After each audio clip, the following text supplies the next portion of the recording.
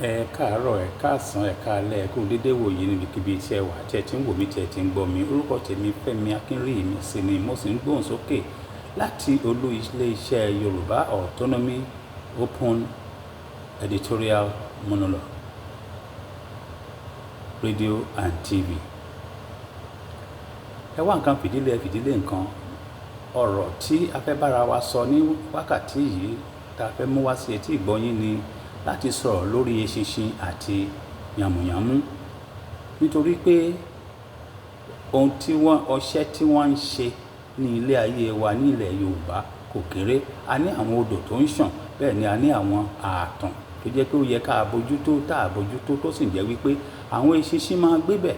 Àwọn eṣinṣin tá ń gbé bẹ̀ wọ́n á kúrò lórí ààtàn, wọ́n á wá sí àwọn ibi ilé ìdáná, wọ́n á bàlé oúnjẹ tí wọ́n ń ṣe níbẹ̀. Wọ́n á mú oúnjẹ, nígbà kan bá tún bàlé oúnjẹ, wọ́n á tún gbé oúnjẹ yẹn fún wa, àtúnṣe kíni, àtúnjẹ. Nígbà tó jẹ́ wípé wọ́n ti yé ẹyin sí ẹyin wọn tó jẹ́ pé ojú wa ò tó. Ṣùgbọ́n láti ìgbà tí a ti wà gẹ́gẹ́ bí orílẹ̀-èdè, àìtí ìkọra sí ká mú láti dẹ́kun ọṣẹ́ tí eṣinṣin ń ṣe nílé ayé wa, láti jẹ́ kó di ohun àfìsẹ́yìn tí eegun aláré ń fi sọ. Ó sì yẹ ká bójútó, ó yẹ ká pariwo síta fún àwọn tán wà nídìí ètò ìlera ní ìjọba wa, ní ìjọba ìbílẹ̀, ní ìjọba ìpínlẹ̀ àti ní ìjọba àpapọ̀. Ó yẹ ká wá wọ̀rọ̀kọ̀ fi ṣàdá, ká rí wípé eṣinṣin ó di àfìsẹ́yìn tí eegun aláré tó ń fi sọ ní ilẹ̀ Yorùbá.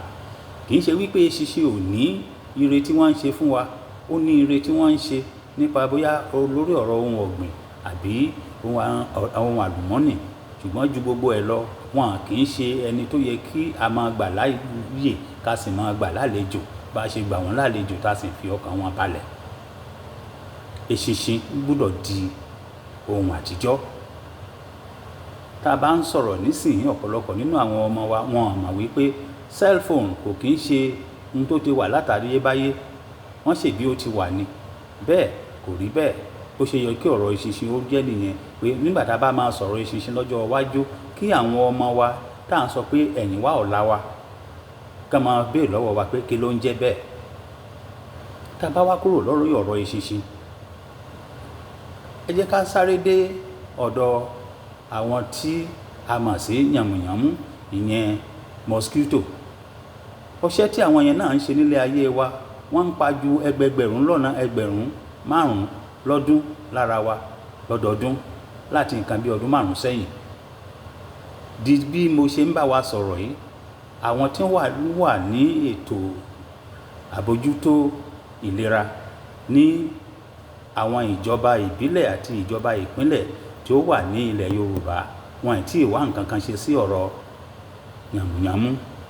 Ọ̀pọ̀lọpọ̀ ìgbà tí ń bá àwọn èèyàn wa sọ̀rọ̀, wọ́n á ní pé ara àwọn ò dá, àwọn lọ sí ilé ìwòsàn, àwọn ń gba omi, wọ́n ń gba ẹ̀jẹ̀, kí ló dé, wọ́n á ní àwọn ní malaria yẹn ti wá di typhoid, so lẹ́yìn ikú sàréè ló kàn.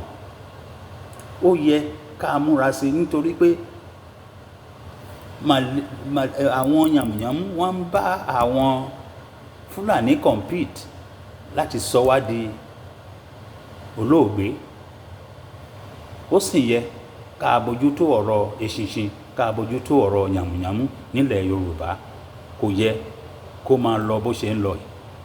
Ẹ jẹ́ ká dìde, ká wá wọ̀rọ̀kọ̀ fi ṣàdá, ká rí wípé ọ̀rọ̀ yàmùyàmú àti eṣinṣin, ọṣẹ́ tí wọ́n ń ṣe sí wa ní ilẹ̀ Yorùbá, pé ó di àfìsẹ́yìn tí eegun aláré ń fi sọ. Ẹni bá fẹ́ kàn sí mi, +1 727 333 0403.